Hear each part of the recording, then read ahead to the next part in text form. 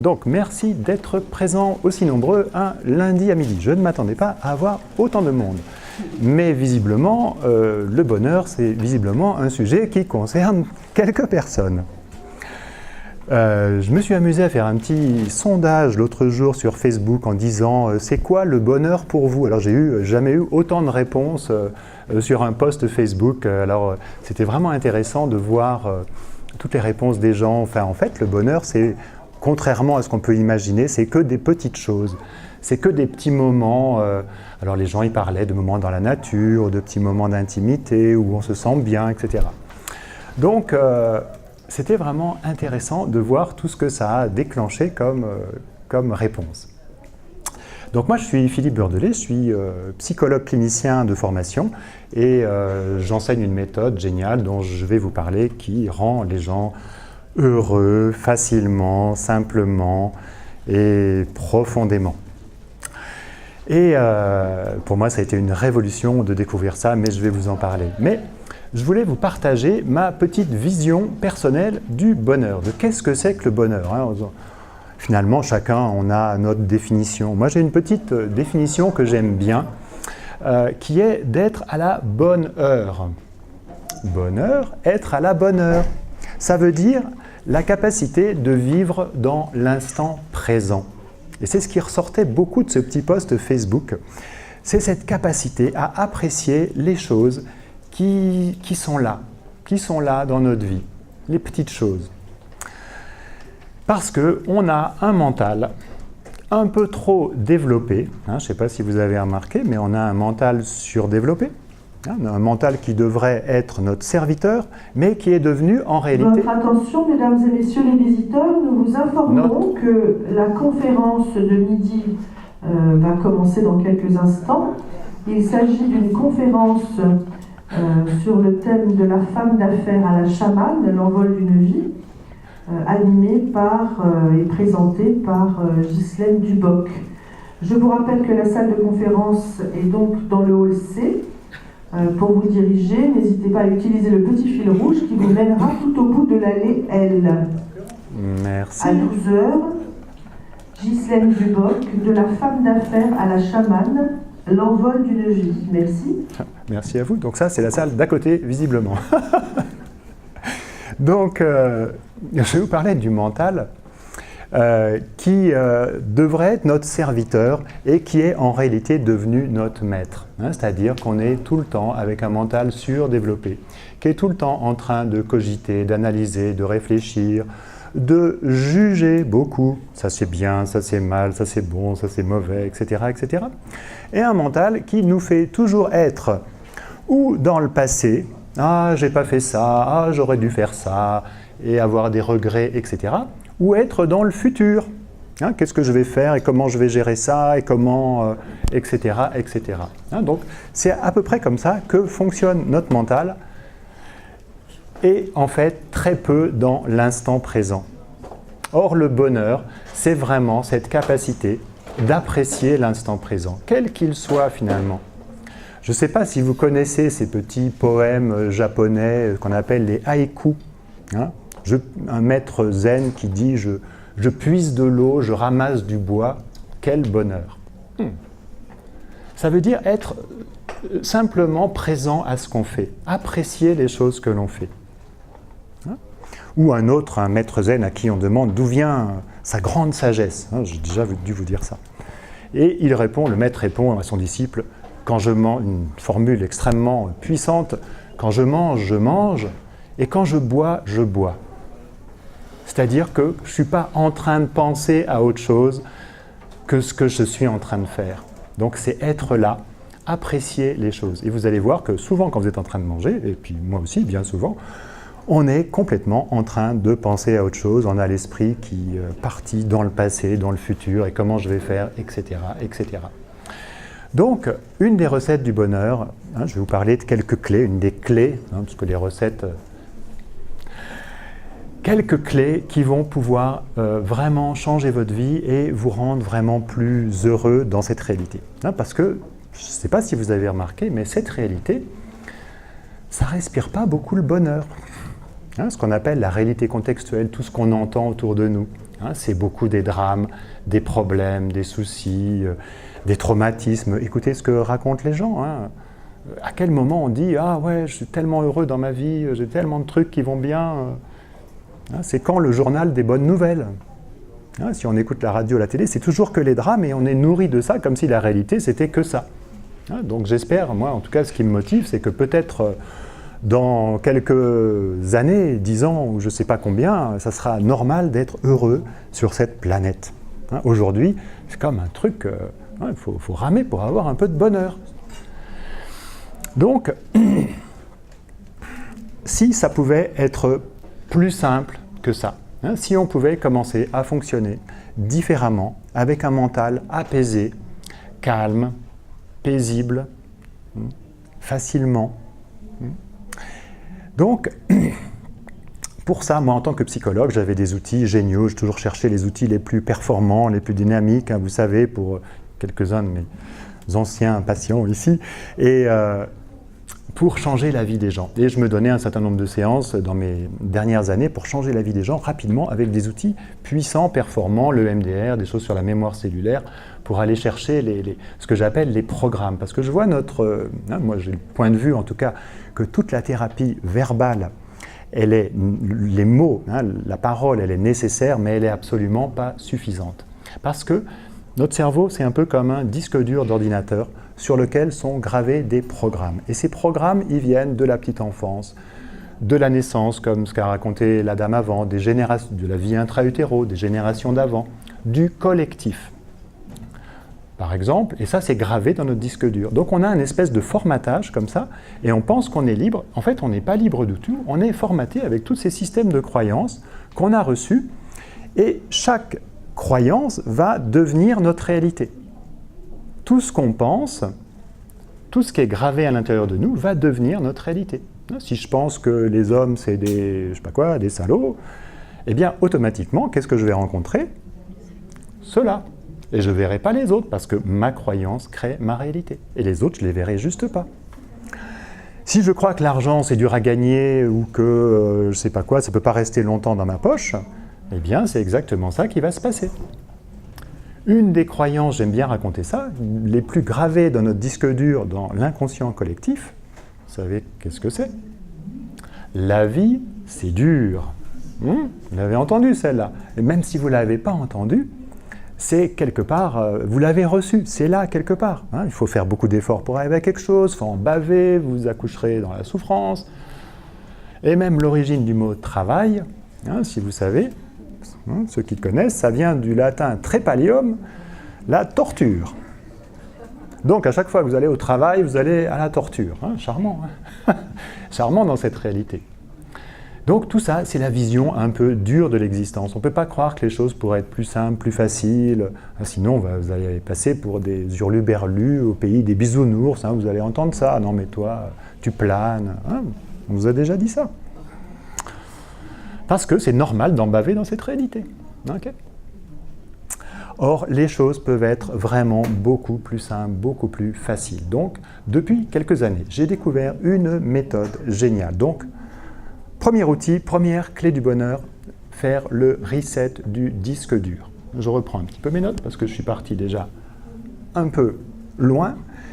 Libérer, première clé, libérer toutes ces croyances limitantes. Parce que chaque croyance limitante va créer les limitations de notre vie, de fait. Hein, tout ce qu'on croit devient notre réalité. Donc, commencer à faire le reset du disque dur. Si on veut un changement dans notre vie, le seul changement qu'on ait à faire, ce n'est pas de changer des choses à l'extérieur, c'est de changer nos programmations mentales, d'effacer ces programmes, encore une fois, qui viennent, on ne sait même pas d'où.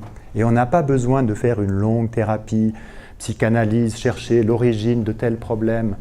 Il y a des outils aujourd'hui, vous savez qu'on est dans l'univers dans la période du quantique, de l'énergie, où tout va tellement plus vite. Vous avez remarqué qu'aujourd'hui, tout va tellement vite. Et donc, on a besoin aujourd'hui d'outils qui vont vite, qui commencent à faire un changement radical dans notre façon de penser. Parce que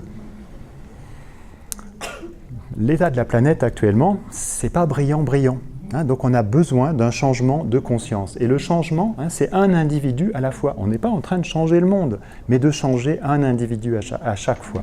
Parce que toutes ces violences, ces guerres et tout ça à la surface de la planète, c'est nous qui les créons déjà avec nos pensées.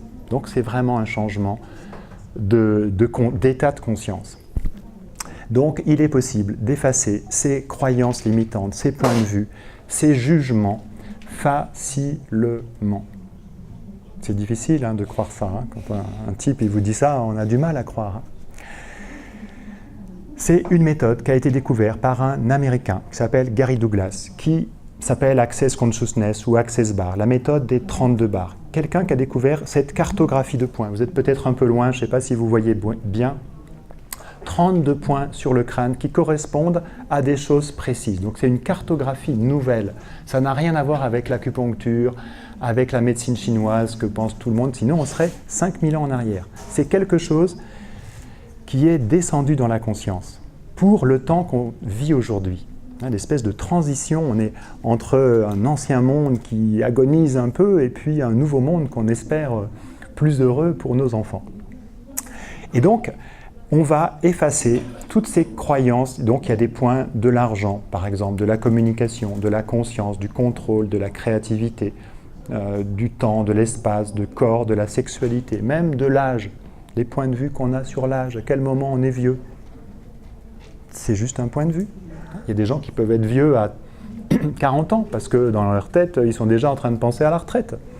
Et puis il y a des gens à 80 ou 90 ans, et ils pètent le feu, et ils sont en train de continuer à faire des voyages à travers le monde et d'avoir plein de projets. Donc, reset du disque dur. On va simplement activer ces points par polarité. On ne fait pas de massage, on n'envoie pas d'énergie, on ne fait rien. On pose juste les doigts par polarité. On crée une connexion énergétique. On appelle ça une barre énergétique. Et cette connexion énergétique, cette barre énergétique, elle va dissoudre, elle va effacer toutes ces croyances qui sont contenues dans chacun de ces points.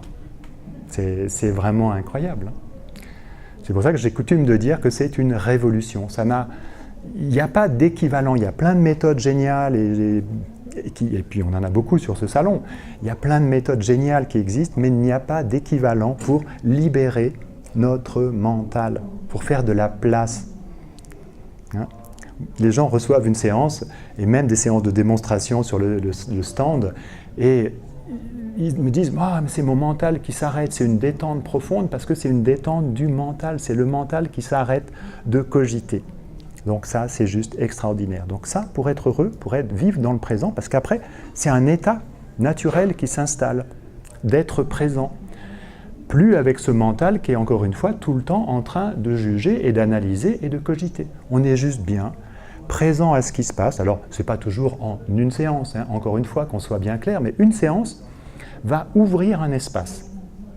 Après, plus on va utiliser cette technique, et je l'enseigne, et ça s'apprend en une journée. Tout le monde peut apprendre, même des enfants. Donc, plus on va utiliser ces outils, plus c'est un état naturel qui s'installe, un état de bien-être, un état d'aisance, un état de présence. Quelqu'un m'a dit un jour, c'est comme si j'avais fait 2 heures de méditation sans avoir besoin de méditer. On est présent avec un mental qui est calme et qui permet de prendre les choses comme elles sont. Les gens sont comme ils sont. On est comme on est. C'est bête de dire ça, mais le temps, eh bien aujourd'hui, c'est une journée, je ne sais pas comment, un peu pluvieuse. Ok, c'est comme ça. Notre vrai problème, c'est la résistance. C'est quand on résiste à quelque chose, quand on n'accepte pas les choses. Ah, c'est un sale temps aujourd'hui, il pleut, c'est terrible. Ok, c'est une belle journée de pluie. C'est toujours notre résistance qui nous fait souffrir, c'est jamais la réalité. Donc, quand on est dans cet état de présence, de bien-être, d'aisance, eh bien, vous prenez les choses comme elles viennent, avec facilité. Et ça change la vie. Complètement. Et on est beaucoup moins dans ces jugements.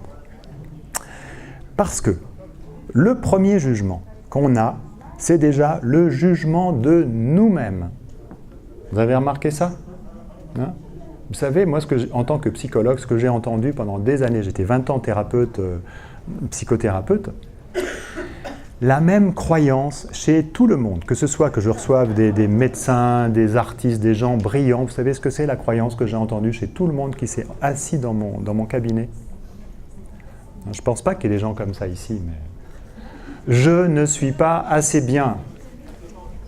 Hein? Vous en connaissez des gens qui pensent comme ça, hein? En dehors, hein? Parce que là tout le monde est éveillé, ou presque. Je ne suis pas assez bien, toujours en train de chercher c'est quoi le problème avec moi, qu'est-ce que j'ai fait de mal, et pourquoi je suis comme ça, et comment je vais faire pour m'en sortir, etc., etc. C'est un peu une espèce de maladie mentale organisée à la surface de cette planète, c'est pas possible. Pourquoi on est en train de se juger alors qu'on est des êtres merveilleux, talentueux, brillants, avec des capacités juste incroyables et qu'on est tout le temps en train de se juger, je ne suis pas assez bien, je ne suis pas comme ci, je ne suis pas comme ça. Donc, deuxième clé, l'antidote à ça, que je donnais à mes clients, c'est de réaliser que chacun de vous, vous êtes un cadeau. Je suis un cadeau. Et ça, c'est quelque chose que je vous suggère d'écrire en gros. Et de l'écrire n'importe où, sur votre glace de salle de bain, sur les murs de votre maison, sur votre table de chevet, vous prenez un petit papier parce que votre mental, il va l'oublier. Vous allez vous dire « Ah oui, c'est sympa ». Puis dès que vous allez sortir de la salle, vous allez l'oublier parce que vos programmes, ils sont là et ils vont continuer de vous rabâcher les mêmes choses. Donc c'est quelque chose qu'il faut se répéter. Essayez d'inscrire ça à l'intérieur de vous comme une nouvelle croyance. En fait, ce n'est pas une croyance, c'est la réalité. Le mensonge qu'on se raconte, c'est qu'on n'est pas assez bien. C'est juste un mensonge que nous raconte notre mental. Mais ce qu'on est en réalité, c'est un cadeau. Vous pouvez voir le cadeau que chaque personne est dans votre vie. Pas toujours, des fois on ne voit pas le cadeau. Mais vous pouvez voir que votre compagnon, vos amis, les gens que vous aimez, c'est des cadeaux. Mais vous ne voyez pas le cadeau que vous êtes pour les autres.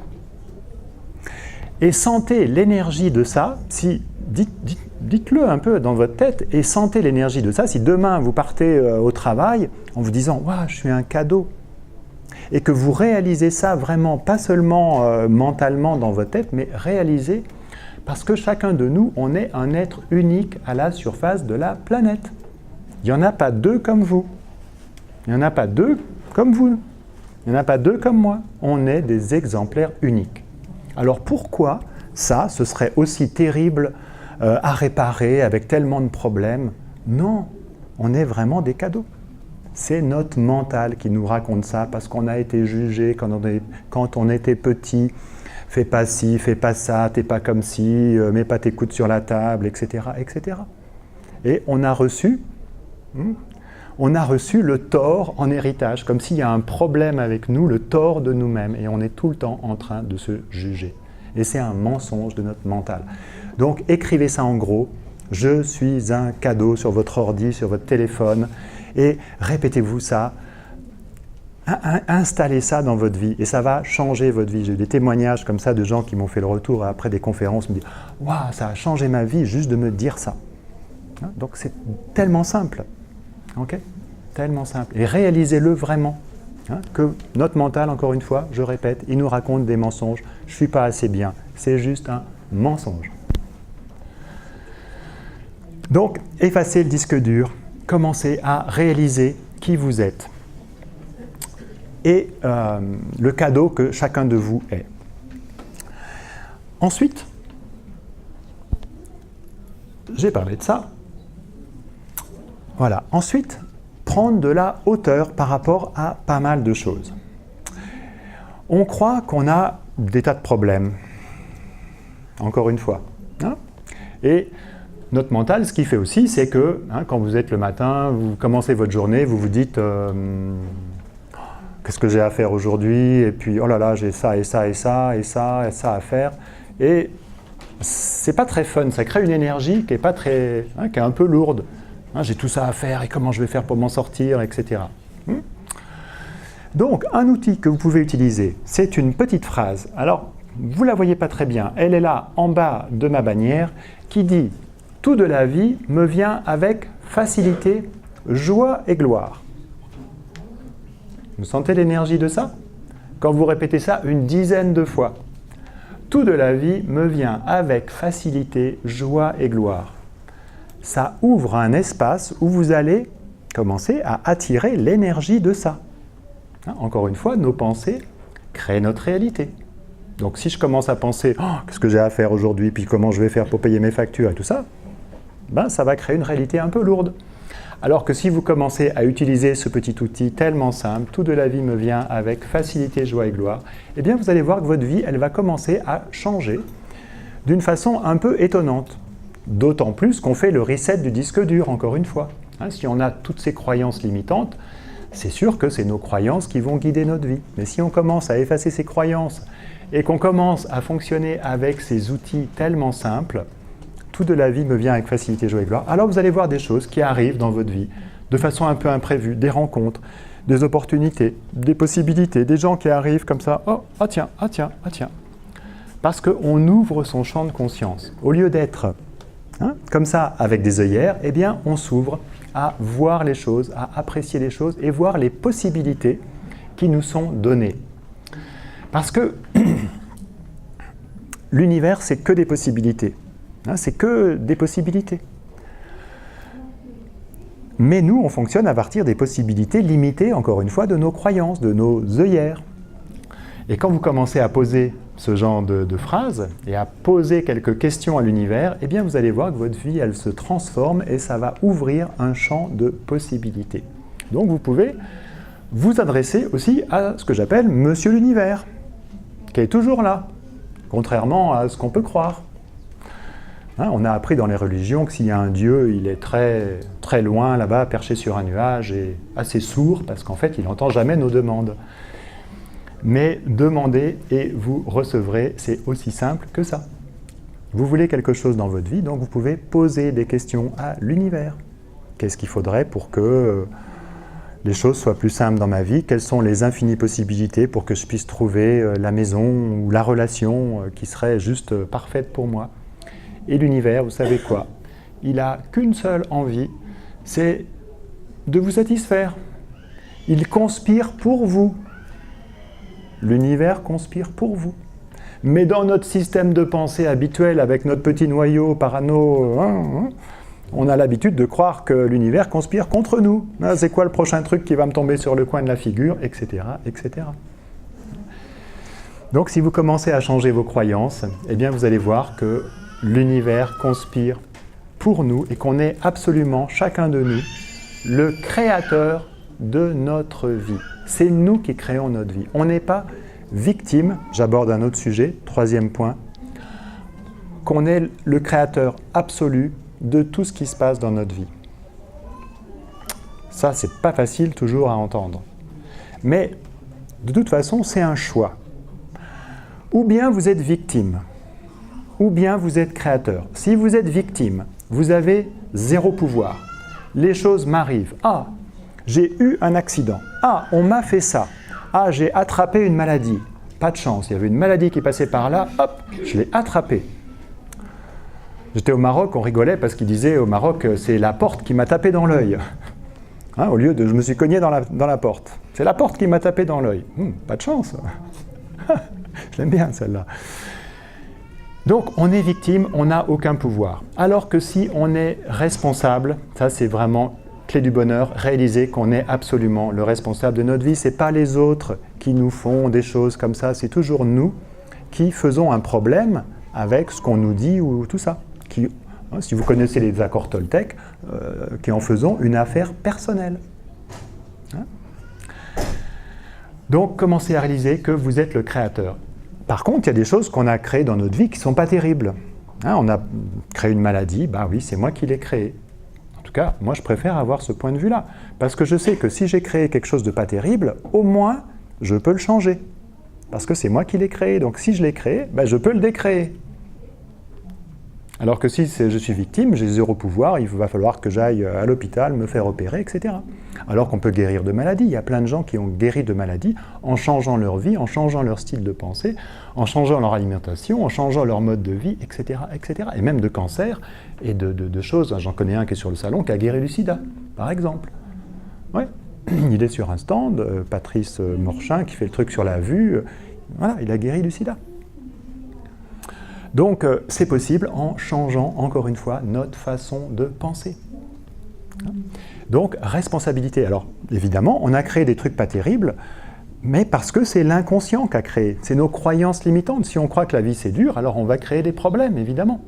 Donc, changer nos façons de penser, commencer à réaliser le cadeau que vous êtes, et voir que vous êtes responsable dans tout ce qui se passe. Et que si quelqu'un vous dit quelque chose, vous pouvez vous dire « Ok, waouh, qu'est-ce que j'ai dit ou pensé qui crée cela dans ma vie ?» Ce n'est pas une histoire de culpabilité, hein. Ce n'est pas « qu'est-ce que j'ai fait de mal qui fait que j'ai créé tout ça ?» Non, non, c'est juste une histoire de conscience, être conscient de quelles sont les pensées que j'ai développées et qui vont créer ce genre de choses. Okay ? Et voir que parfois, il y a des problèmes qui arrivent, des fois même des gros, mais que c'est jamais « est-ce que c'est vraiment un problème ?» Ou est-ce qu'un problème, ce n'est pas quelque chose qui veut toujours nous amener plus loin dans notre évolution? Encore une fois, l'univers, il ne conspire pas contre nous, il conspire pour nous. Et peut-être vous avez remarqué ça dans votre vie, les plus grands drames ou problèmes que vous avez eus, eh bien c'est quelque chose qui vous a permis de vous dépasser, d'apprendre quelque chose, de vous transformer totalement. Et même des maladies ou des séparations amoureuses dramatiques. J'ai l'exemple de quelqu'un qui m'a dit « Ah, mais je me sépare de quelqu'un, c'est tellement difficile. » Ok, mais je lui dis « Mais en fait, la relation ne marchait pas très bien. Il fallait juste qu'elle lâche pour qu'elle puisse accepter de vivre une relation avec quelqu'un qui va marcher beaucoup mieux. » Mais souvent, on reste accroché à des choses qui ne marchent pas. Notre problème, c'est toujours la résistance. Je reste accroché à ma maison, à mon boulot, à ma relation, comme des planches de sauvetage, des bouées de sauvetage. Mais en fait, on a tout intérêt à lâcher et à faire confiance à l'évolution, parce que la vie, c'est toujours une évolution. Donc de surfer sur la vie, de surfer sur les choses et de ne pas s'accrocher. Vous avez remarqué que tous ces drames, souvent, ça vous amène vers réaliser le meilleur de qui vous êtes. Donc, un autre outil très simple qui peut vraiment vous faciliter la vie et vous aider à surfer comme ça sur les choses qui se passent, c'est une question. Plutôt que quand vous avez un truc qui ne marche pas comme ça ou qui ne marche pas très bien, plutôt que de dire « Ah, comment je vais faire pour m'en sortir et pourquoi ça m'arrive à moi et qu'est-ce que j'ai fait au bon Dieu pour avoir ce problème et tout ça », je vois que vous en connaissez des comme ça. Vous posez juste la question « Quoi d'autre est possible ?» Simplement ça, cette simple question. Quoi d'autre est possible? Ou qu'est-ce qu'il peut y avoir de mieux que cela? C'est-à-dire que vous impliquez l'univers dans tout ça et c'est comme si vous ouvrez le champ des possibilités. Au lieu de rester accroché à un truc qui ne marche pas, oh, comment je vais faire? Vous dites, ok, waouh! Vous ouvrez le champ et vous dites, quoi d'autre est possible? Et vous allez voir que ce problème, en fait, vous allez commencer à avoir des prises de conscience. Ah oui, mais finalement, tac, tac, tac, il y a plein d'autres possibilités. Et ce problème, ce n'était pas tant un problème, mais quelque chose qui voulait m'amener ailleurs. Pour, encore une fois, mon plus grand bien. Ok? Donc, quelque part, une autre clé pour être heureux, je ne l'avais jamais formulé comme ça, mais c'est confiance absolue. On pourrait appeler ça la foi d'une certaine façon, mais confiance absolue dans l'univers qui est toujours là, qui vous soutient, qui vous amène tout ce dont vous avez besoin tout le temps. Il suffit juste de lui demander. Mais on a oublié, ou on n'a pas appris ça. Parce qu'on a appris le contrôle, qu'il faut faire beaucoup d'efforts, qu'il faut, je vais réaliser ma vie par moi-même. Demandez. Demandez à l'univers ce que vous voulez. Quelles sont les possibilités pour que je puisse, je ne sais pas quoi, avoir des clients, avoir ce que vous voulez dans votre vie, demandez. Alors encore une fois, ça marche encore mieux quand on a fait le reset de disque dur. Okay. Je peux poser une question ?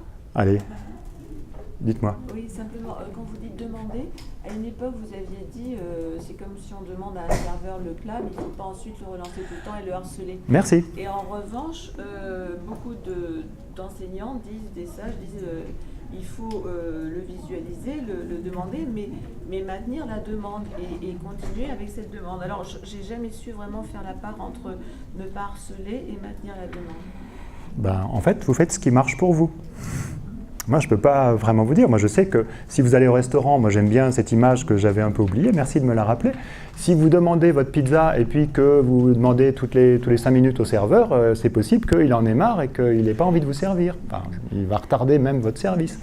Donc, c'est vraiment la confiance de savoir que ce que vous avez demandé, ça va arriver. Ça ne veut pas dire qu'il ne faut rien faire. Il y a des actions à poser aussi. Vous ne restez pas assis dans votre fauteuil à attendre, quoique ça pourrait.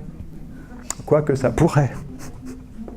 Moi, j'ai eu une expérience comme ça vraiment récemment. Donc, comme je vous raconte juste en 2 mots, c'est vraiment marrant. J'organise donc des formations et on a besoin d'être en nombre pair. Et j'étais en nombre impair et j'étais à Toulouse fin août et donc je cherche une personne pour compléter le binôme, etc. Je passe 2-3 heures dans l'après-midi, je trouve quelqu'un, génial. À 9h du soir, je reçois un message sur Messenger, Facebook, une personne que j'ai rencontrée sur un salon qui vit à Tahiti, etc. qui me dit, je lui avais mis un message 4 mois avant. Et elle me dit, « Coucou Philippe, comment tu vas? Je suis à Toulouse. » « Ah d'accord, Yolan, t'es à Toulouse et tu fais quoi demain? »« Ah ben je viens à ta formation. » « Cool !» C'est-à-dire que même j'aurais rien fait, j'avais la solution qui arrivait à 21h.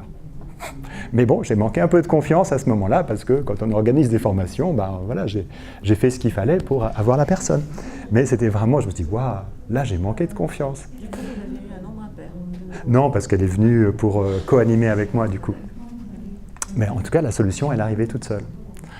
Donc c'est ça, en fait, quand on est dans cette fluidité avec l'univers, avec l'existence, eh bien les choses, elles se passent. Vous avez probablement eu l'expérience dans votre vie, des moments où tout est aligné à sa place, parce que vous êtes bien dans votre axe et vous n'avez pas un mental qui vous... Et dès que votre mental qui vous raconte des trucs, et vous voyez que tout coule de source, vous trouvez la place de parking, quand vous la demandez, ça on a l'habitude, vous... D'accord, et tout peut être comme ça, tellement fluide, tellement simple, où tout est à sa place. Parce que l'existence, en fait, elle est simple, c'est notre mental qui complique les choses. Mais si on est dans cet état de présence et de confiance avec la vie, eh bien les choses, elles se mettent en place un peu naturellement. J'ai même encore eu une expérience hier, encore 2 fois, je peux vous raconter des petits témoignages comme ça, où tout se met à sa place, moi j'aime bien dire comme une partition musicale. J'ai toute une équipe sur mon stand et puis c'était il y a 2 jours, il manquait une personne et puis j'arrivais pas, je savais comme il y a beaucoup de monde, etc., il me manquait une personne. Et puis, une personne passe que j'ai formée, souriante et tout ça, je dis, mais j'avais posé la question à l'univers, qu'est-ce qui permettrait d'avoir un peu plus de monde pour faire des séances? Et puis elle se présente, je l'ai formée il y a quelques mois et je dis, mais tu veux pas faire quelques séances sur le salon avec nous? Ah ouais, génial, très contente. Et elle a passé la journée avec nous. Donc tout se fait comme ça quand on pose des questions à l'univers. Ça pourrait être aussi simple que ça. Mais notre mental, lui, cherche beaucoup de choses. Donc, une façon de sortir du mental, parce que la réalité, c'est que on n'est pas notre mental. On croit qu'on est notre mental, mais on n'est pas notre mental. On est un être de conscience. On est un être infini. On n'est pas limité à notre boîte crânienne, pas du tout. Donc je vais vous faire une petite expérience énergétique pour changer votre énergie. Si vous voulez, je vous invite à fermer les yeux, si vous avez envie, comme une espèce de méditation. Vous vous mettez bien à l'intérieur de vous. Vous pouvez fermer les yeux. Et je vais vous inviter à essayer de percevoir les limites de votre être. Je n'ai pas dit de votre corps, j'ai dit de votre être. Petite subtilité. Est-ce que votre être est dans votre corps? Ou est-ce que vous pouvez avoir la sensation, la perception, que votre être, il est plus large que votre enveloppe corporelle? Essayez de sentir les limites de votre être. Et quand vous commencez, c'est pas forcément évident, mais essayez de sentir ça. Et quand vous commencez à percevoir ça, je vais vous inviter à agrandir votre espace d'être, votre espace énergétique. Donc vous allez grandir, par exemple, à toute la taille de cette pièce. Vous savez le faire. Vous pouvez le faire tout simplement. Vous laissez votre champ énergétique grandir inclure les murs, le plafond, le sol, agrandir à toute cette pièce dans toutes les directions, le siège en dessous de vous. Et quand vous y êtes, vous allez agrandir encore plus à tout le parc des expositions, là où on est.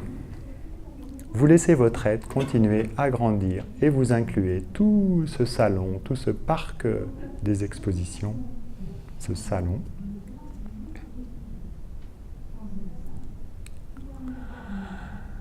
Et vous continuez encore à agrandir votre champ énergétique. Il n'y a pas de limite. Vous allez continuer à laisser grandir votre champ énergétique à toute la ville de Paris. Et vous incluez même la banlieue. Et vous ouvrez encore votre champ. Vous grandissez, vous grandissez, vous grandissez. Vous avez compris, vous pouvez agrandir à la taille de toute la France, l'Europe entière, le monde entier, là on est déjà un peu perdu dans l'espace, et l'univers tout entier. Vous agrandissez votre champ énergétique. Voilà.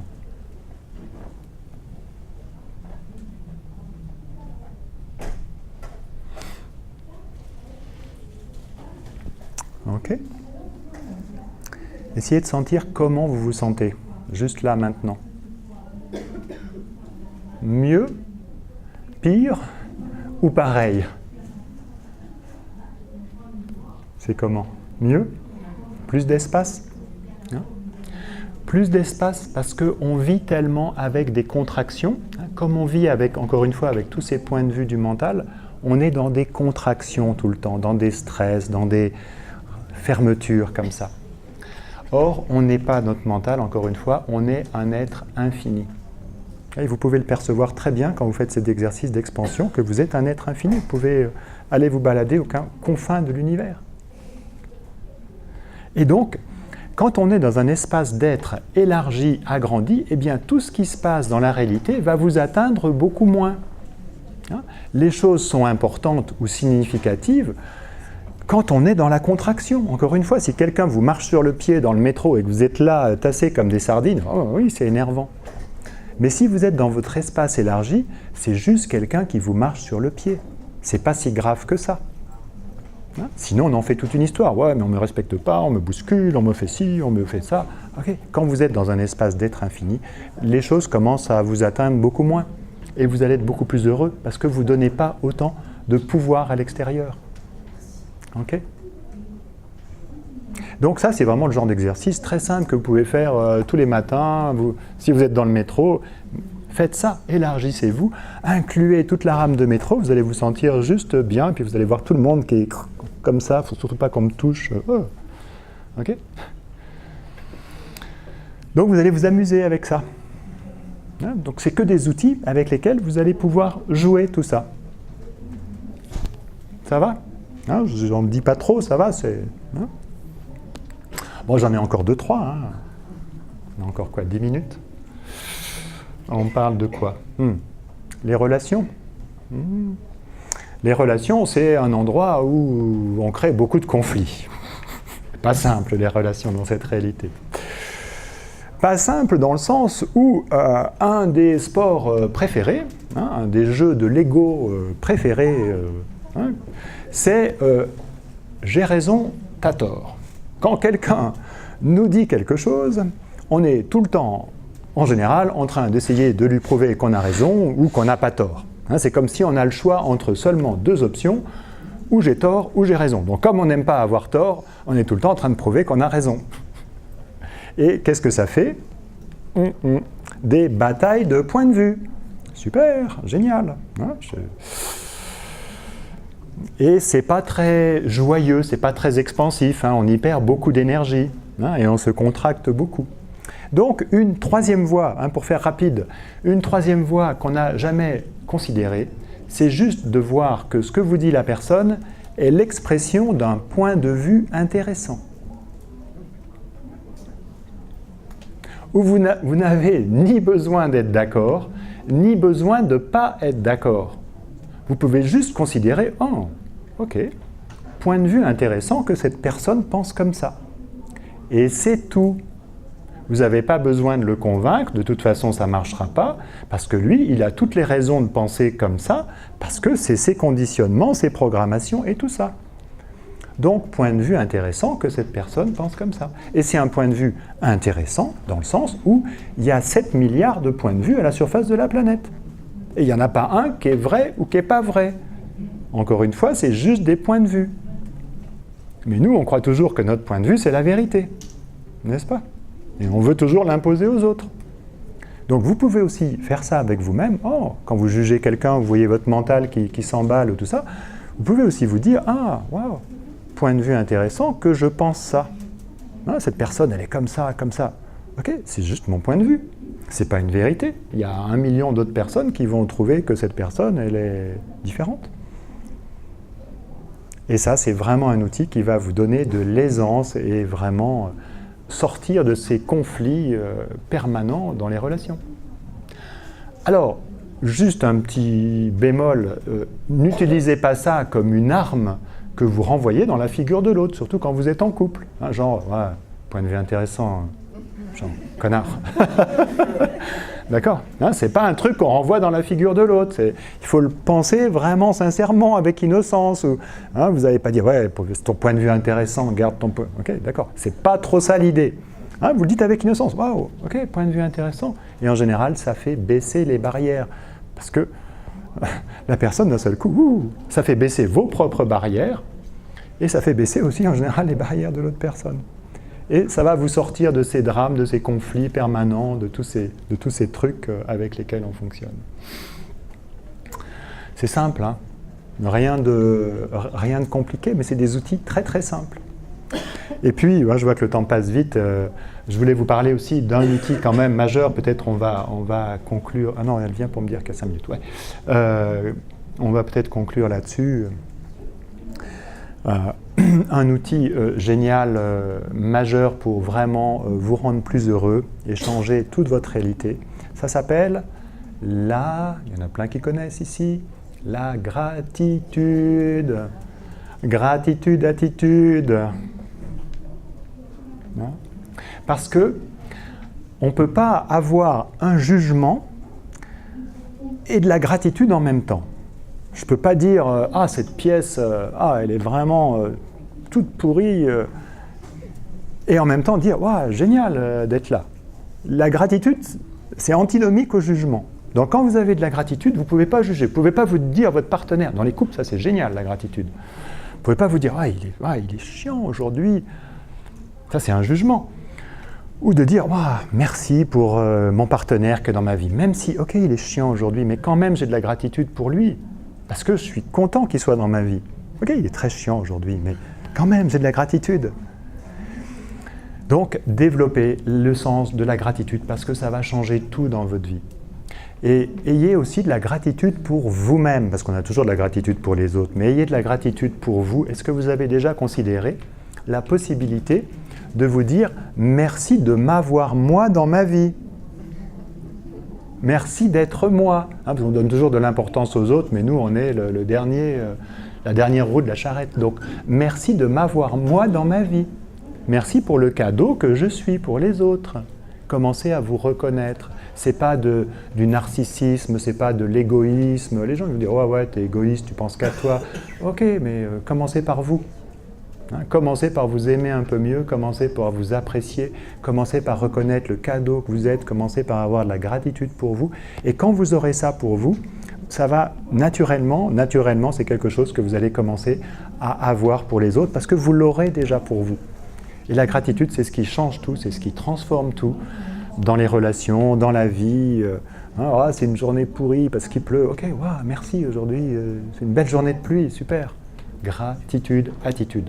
Donc, si j'ai un petit conseil, un dernier à vous donner, moi j'ai quelqu'un qui m'a dit ça un jour et je l'ai pratiqué, c'est génial, vous prenez un petit caillou plat et vous marquez d'un côté cadeau et vous marquez de l'autre côté gratitude. Et vous le gardez dans votre poche ou bien n'importe quoi qui vous fait un rappel comme ça, quelque chose, parce que votre mental, il va continuer et c'est comme ça.